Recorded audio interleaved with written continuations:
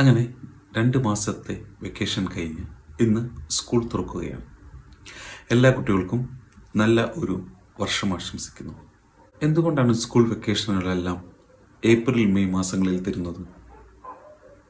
കാരണം അത് കഴിഞ്ഞ് ജൂൺ ജൂലൈ മാസങ്ങളിലാകുമ്പോൾ മഴ വരികയും സ്കൂളുകൾ വീണ്ടും അവധി പ്രഖ്യാപിക്കുന്ന ഒരു സിറ്റുവേഷൻ ഉണ്ടല്ലോ. അപ്പം പിന്നെ എന്തിനാണ് ഈ ജൂൺ മാസത്തിൽ സ്കൂൾ തുറക്കുന്ന ഒരു ടൈം ആക്കുന്നത്?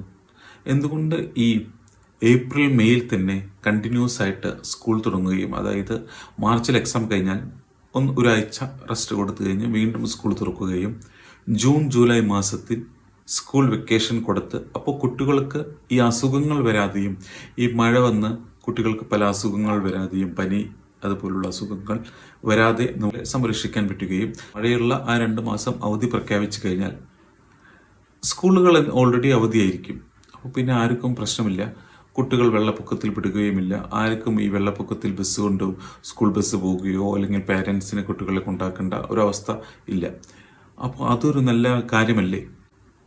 ഇത് എൻ്റെ ഒരു സംശയമാണ്. നിങ്ങൾക്ക് ഇതിന് ഉത്തരം അറിയുമെങ്കിൽ നിങ്ങൾ തരിക.